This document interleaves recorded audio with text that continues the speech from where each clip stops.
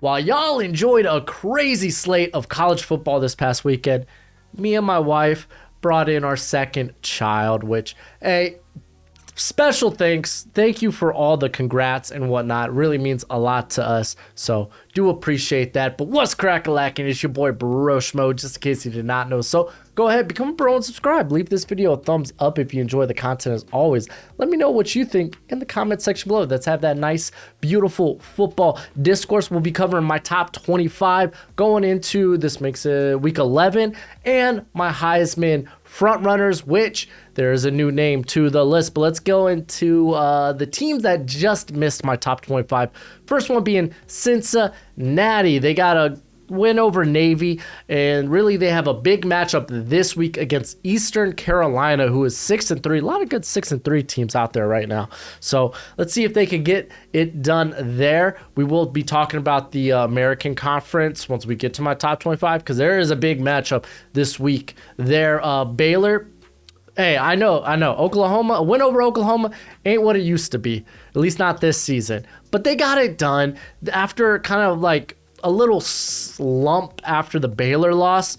They fought back, and they were in contention for this Big 12 title. They really are. They're tied with a few teams there like Kansas State, Texas, so they fought back into it. They get a big game this week against Kansas State, so it's a must-win for Baylor, so they're just on the fringe. Troy, I really wanted to talk about Troy because this team has been really good this year. After getting kind of blown out by Ole Miss in the opener, I think it was like 28-10, they have played exceptionally well this season. I believe their only loss came against, I can't think. I want to say it was Appalachian State, but I'm not 100% sure on that. Where you at, Troy? Troy did have the big win over Louisiana this past weekend. They have the tiebreaker over South Alabama, which that was a good game, 10-6. Yes, their only other loss was, how can I forget that fluky Hail Mary at the end of the game against Appalachian State? For all intents and purposes, this team should be a one-loss team. But they do have the win over South Alabama, who is also 7-2. Their only losses being against Troy, and then a very close game actually against UCLA. So I was like, man, I can't really put South Alabama in this just make it spot over Troy. I almost kind of putting both of them in. So South Alabama, I'm going to show them a little love right there as well. UTSA got the job done in OT. They got the job done in OT. Well, that's as much as you could expect. So like good for them. They are currently the odds-on favorite in the Conference USA. So did it in double overtime over UAB. And then Kentucky. We know Kentucky's a good team. They're one of the better one of the best defenses actually in the SEC. A defense that doesn't give up a lot of points. It's really their offense hasn't been clicking on all cylinders. And they got a butt clencher, a nail biter against Mizzou, where we're able just to run right by them, 21-17. I still think they're a Midland SEC team, but they're a good SEC team. So they're on the cusp of just making it. Now, I had 3 fallers this week. Let's get into those. First one being Syracuse. Bad loss against Pittsburgh. Really sucks. You had the heartbreaker against Clemson, and then you come out and you just don't perform all that well. It's really sad because I'm a big fan of Syracuse. They did not have Schrader this weekend, so they didn't have their starting quarterback. So you could also mention that, but still offensively, they weren't able to get anything going. Sean Tucker couldn't do nothing on the ground. It was just a very poor performance. Oklahoma State got smacked by Kansas. It was so fun to talk about Kansas again, man. You remember when Kansas was in the top 25? That was a good time. But Kansas comes in and they just take care of business, 37-16 against Oklahoma State. Spencer Rattler was not in this game. Spencer Sanders. There we go. Was not in that game. Important to indicate.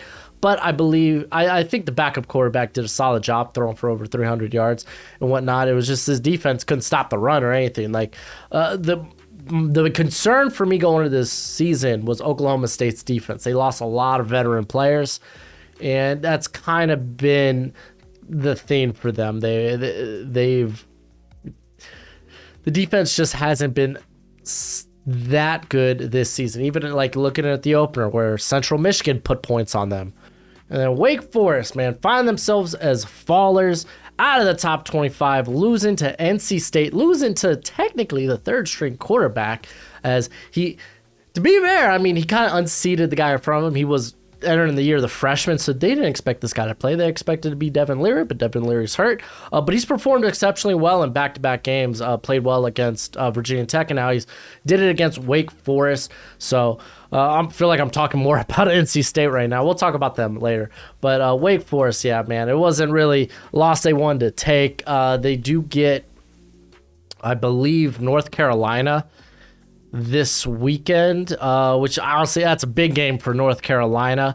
But let's see if Wake can maybe get back on track. That honestly might be a shootout. Over-under is 46.5 for that game between Hartman and Drake May, man. Oh, that's going to be crazy. But let's go ahead and get into my top 25 with Kansas State holding on here at 25. They lost to Texas.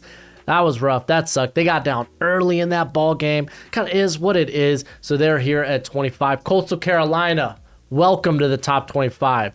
I have considered you pretenders all season, but you keep managing on winning. I mean, I guess I shouldn't take that Old Dominion slap down all that serious. But yeah, man, it looks like, honestly, they could get challenged in the championship game, whether it's Troy or Southern Alabama. I actually want to take a quick look to see the remainder of Coastal Carolina's schedule.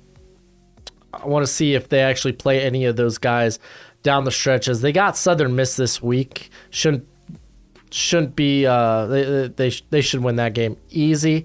So no, they won't face They won't face Troy or South Alabama till the championship game. Though they do have Virginia and James Madison after that, and those could be losable games. And Virginia they're okay. But Coastal Carolina, man, welcome. This team's been the best team in Sun Belt for years now. So, bam, here you are, top 25. Texas, big win against Kansas State. Bijan went bacon and eggs on that defense. Welcome back to the top 25. Texas is back, baby. It's a joke. Ha, ha, ha, ha. But hook 'em horns. Washington, big win on a clutch field goal to Oregon State near the end of that fourth quarter. They were able to sneak right by Oregon State. They get big matchup this week. Unfortunately, they have to travel to Eugene to face Oregon, which beating Oregon and Eugene ain't been like, well, beating Oregon in general after that Georgia loss, but having to travel to Eugene, we've seen a lot of good teams travel to Eugene and not look so good this season. So we'll see how they fare there. Got Central Florida here at 21. Might be game of the week. Could be. I don't know. Perhaps. As Central Florida, they will face Tulane this week. I believe that's happening Saturday, right?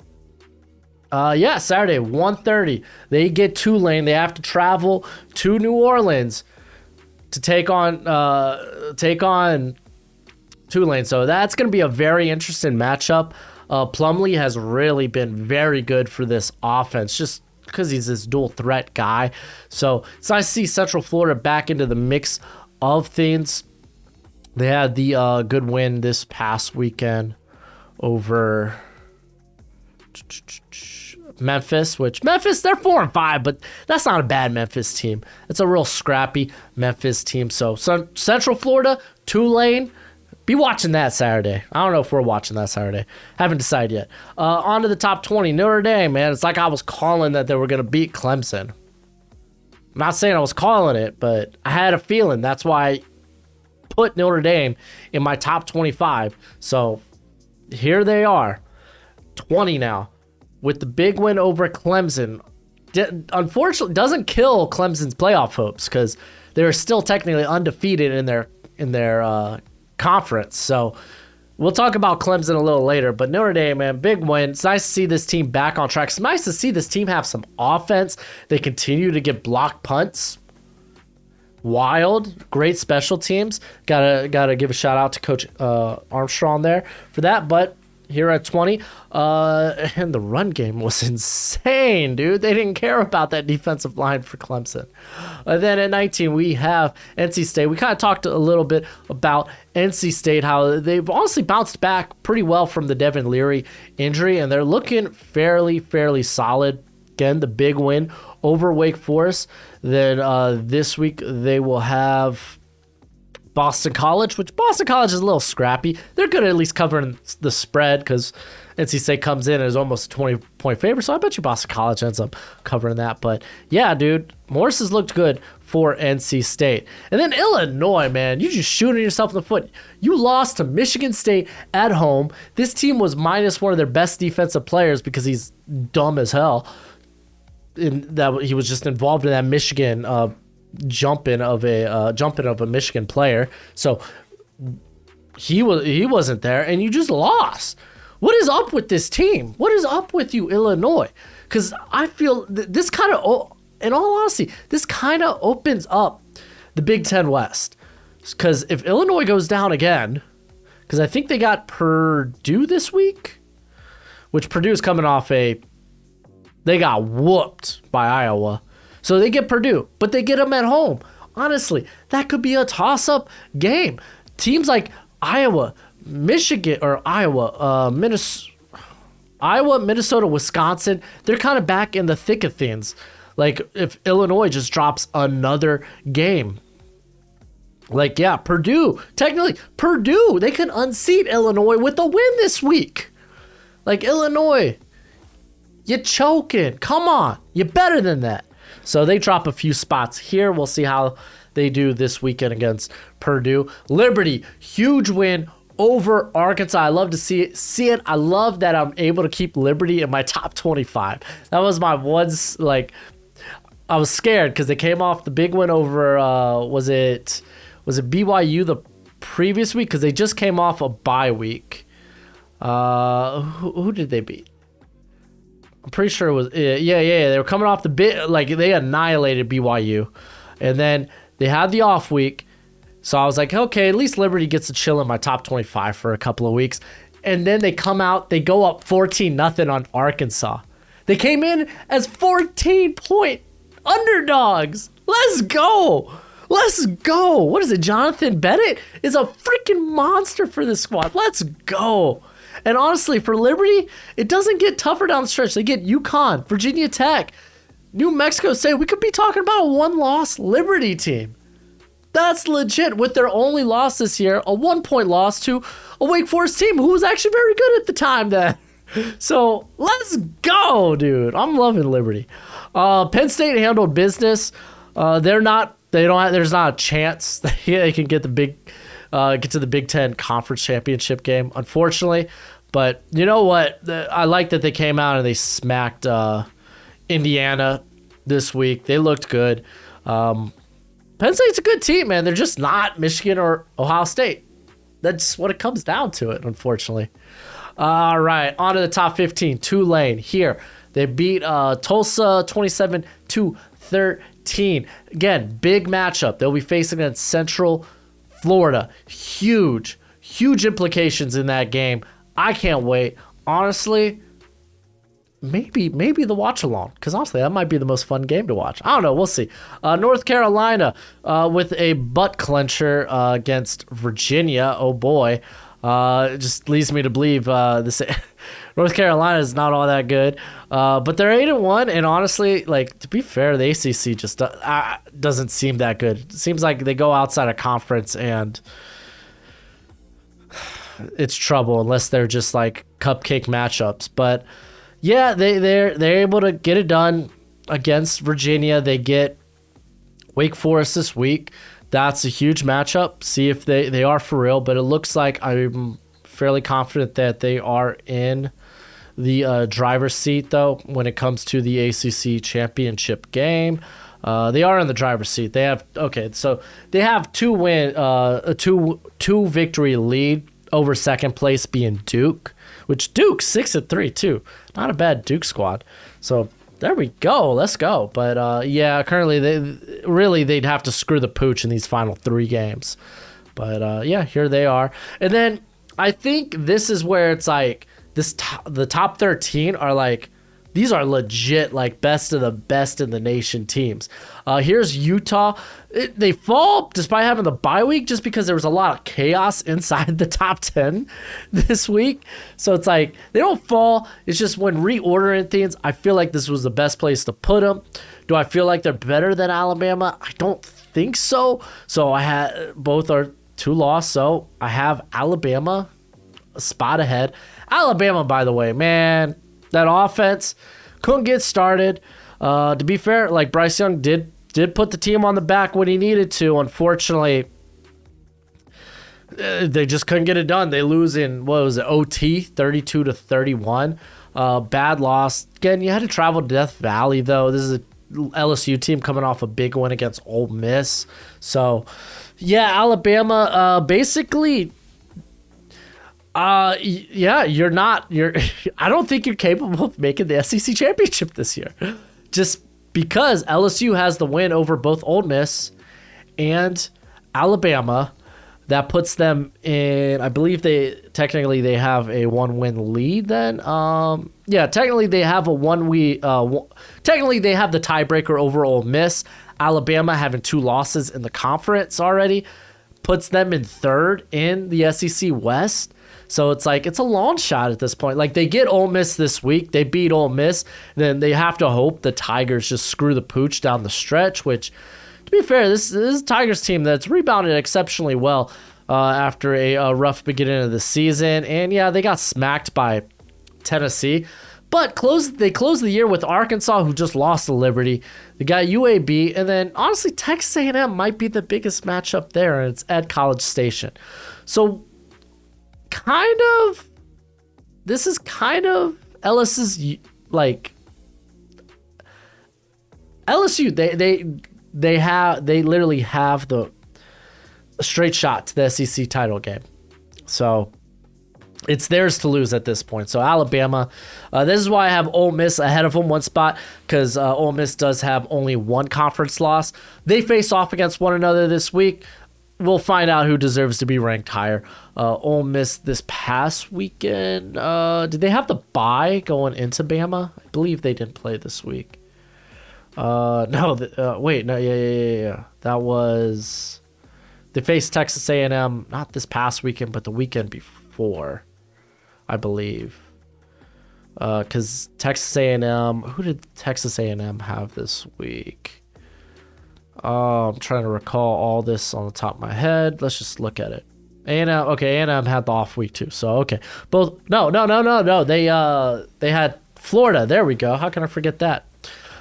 So yeah, they had Florida. They lost to Florida. It is what it is, man. Texas A&M's not that good of a squad. So I don't know. LSU, we'll see. But yeah, Ole Miss got to travel to Alabama. We'll see how that fares.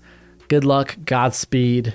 Actually, no, it's in Ole Miss. So, kind of a big win. Like, Ole Miss has to win out. Alabama Ole Miss has to win out and hope for a loss from LSU to make it so that they have 2 losses in the conference opposed to Ole Miss's 1. So even despite there is no tiebreaker involved there, Ole Miss would have the lead. Alabama, they need help. So it's like, that's why I have the ranking as it is. Let's go ahead and get to this freaking top 10, as I have LSU number 10 here. Big win against Bama. They honestly probably have, they're probably going to be facing Georgia for that SEC championship game. I don't think it'll go well, at least based on LSU's performance against Tennessee. So, yeah, welcome to the top 10. I don't know if they have a real shot, but they're playing good football. USC, really they were in control of that Cal game in the middle, while Cal kind of like made it close late. It was honestly, we know the worries of this USC team is the defense. The defense is very bend, don't break.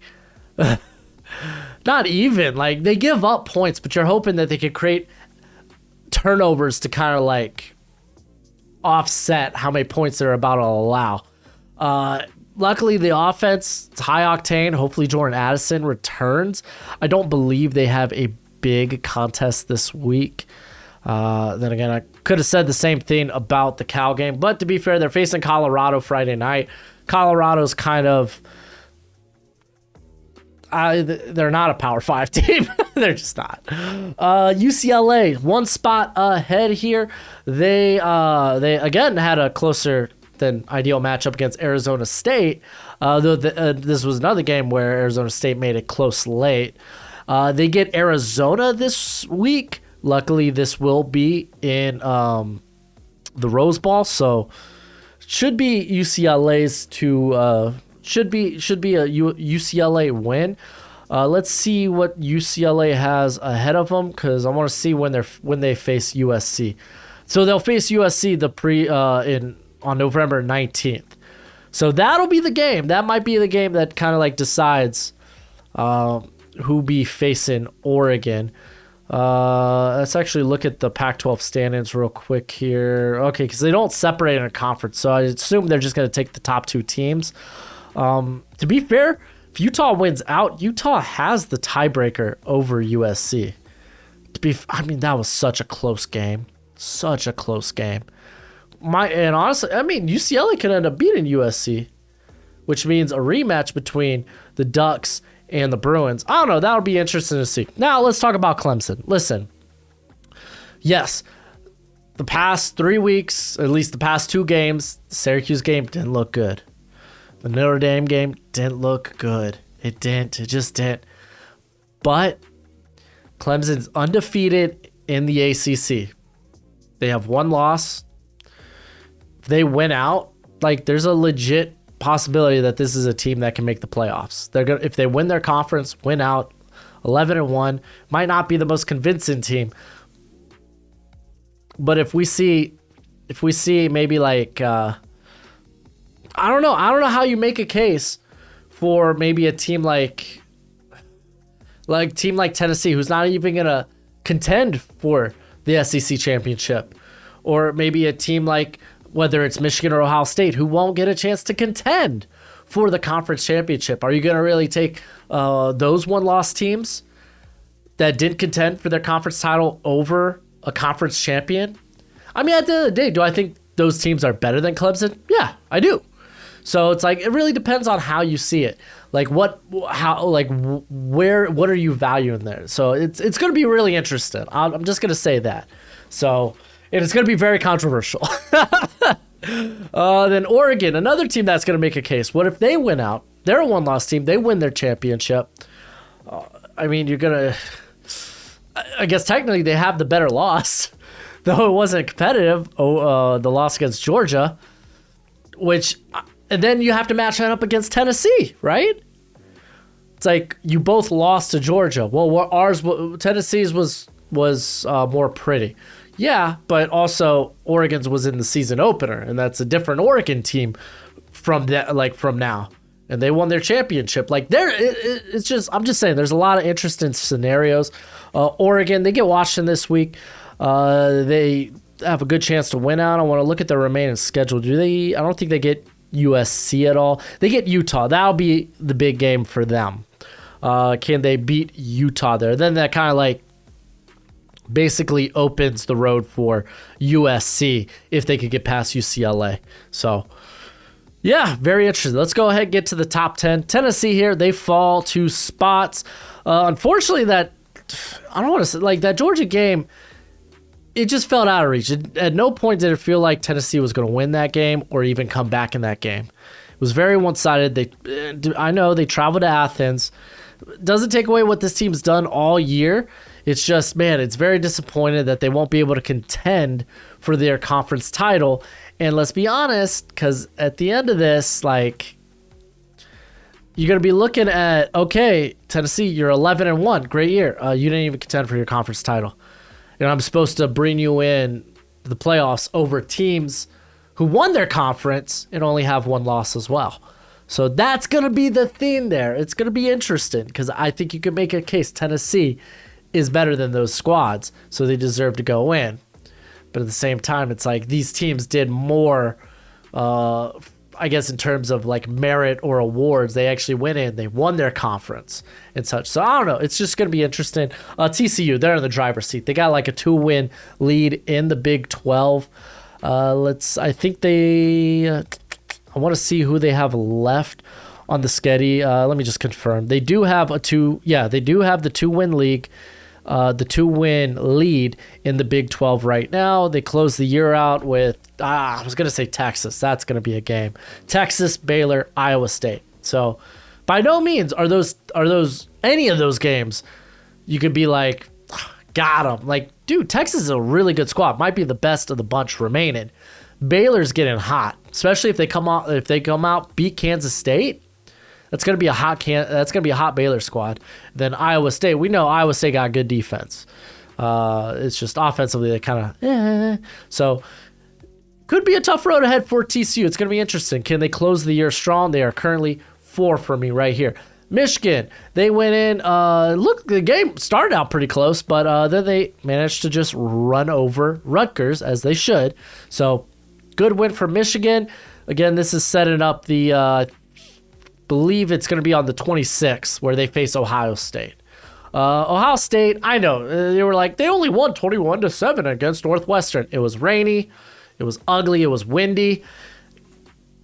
They just went in and was like, let's just do enough to get the victory here. As you can see, like from CJ Stroud, he didn't put up big numbers and he actually ran, I think, for almost more yards than he threw for. And it was that type of game where it's like, we're just going to win this on the ground. We know we're an infinitely more talented team right now ever than Northwestern. So let's just go in and get the win. You got to take into consideration the conditions. That's what happened. Georgia, big win. Big win. They're undefeated, unanimous, #1 team. I don't think we really need to talk much about Georgia. Maybe we could talk about, can Georgia lose? Because, to be fair, Georgia would have to lose 2 games in the SEC to put Tennessee back in this, and I just don't think that's going to happen because it's not like the teams they have left. They only have 2 conference games left, so they'd have to lose 2 Kentucky and 2 Mississippi State.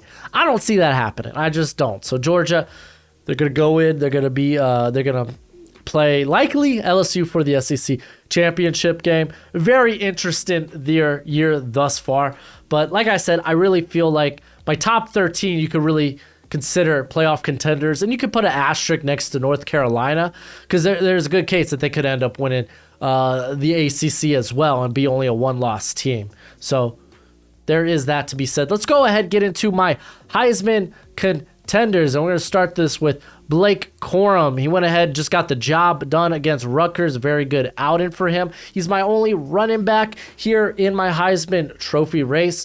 I think him and Chase Brown are probably the most likely guys. You could throw Bijan in there as well. Are the most likely guys to be considered candidates for the Heisman Trophy. Ultimately, I think this goes to a quarterback this season because the quarterback play has just been very, very good this year.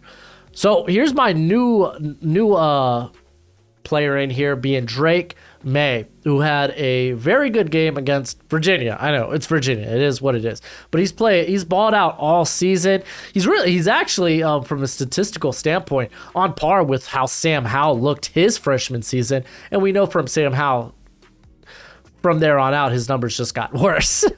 But that might not be the case for Drake May. But yeah, honestly, I was between him and Bo Nix. Him and Bo Nix were kind of like the next guy in here. So if I get Bo Nix in the comment section, I just wanted to throw that out there that Bo Nix was right up there. He was right up there.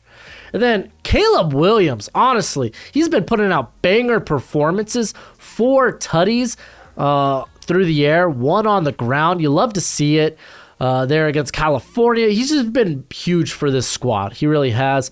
CJ Stroud next on the list. We talked about it. Like I said, I knew he had more rushing yards than he had passing. We knew you have to know the circumstances, the conditions. It was windy. It was rainy. The conditions were poor. Yeah, they were going to come in and win like that. It is what it is. So this is kind of like a throw away the tape type of situation.